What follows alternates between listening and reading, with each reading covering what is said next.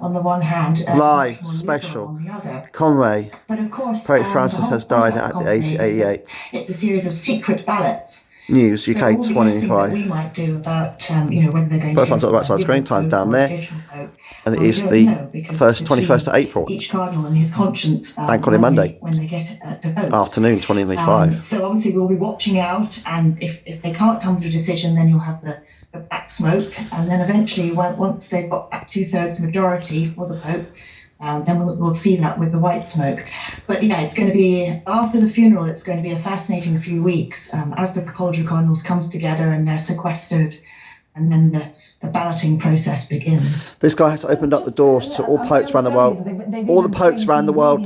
Of the smoke in order to make it very, very globally noticeable from where it goes from black to white. To America, to the Philippines, you name it, guys. Film CONCLAVE, we understand that there's a lot of politics behind this as well. And arguably these cardinals will now have to weigh up the relationship that the Roman Catholic Church. He was a great Pope. Pope Francis was a great Pope. With the Trump administration, and of course with the direction of travel of society in a bigger way. So you say they vote with their conscience, but they're weighing up an awful lot.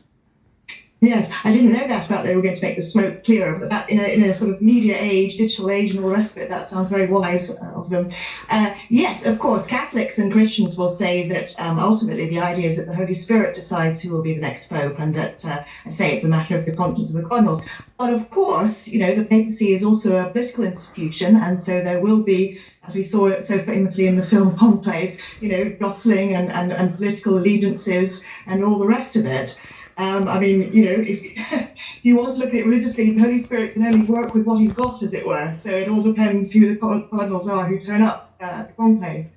But yes, of course, there are liberal wings of the church and more traditional wings.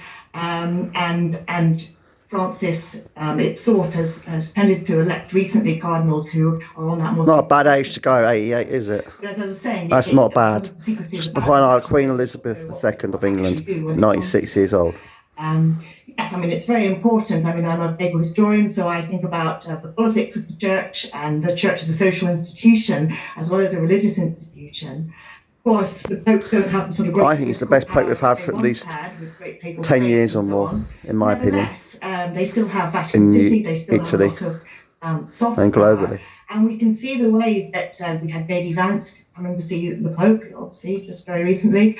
And as you mentioned, the Trump administration and so on. So we are living in a very polarised age at the moment. Indeed. You can see what's going on in the States and even here in Britain, left and right and so on. And so arguably, the role of a spiritual leader is even more important in these times. So it's going to be, the cardinals, they always have to think very hard, but it's going to be very important to see for the direction of the church where we go next. Of course, some people might argue that perhaps the cardinals will go for a sort of stopgap pope, someone who won't rock the boat either way, perhaps someone who's relatively elderly and so on. But of course, that doesn't always work out the way they might think. If you think of John the 23rd, and nobody thought that he would call for Vatican II, and then he did. I think it's unlikely to have a South American Pope immediately, because to have two in a row, probably they wouldn't do that. So obviously some people are thinking perhaps it'll be a swing back to a European Pope, as we had with Benedict XVI and John Paul II. Possibly an Italian. Obviously the largest number of popes we ever had have been from Italy. But also thinking much more about the developing world and so on. And we've never had an African Pope.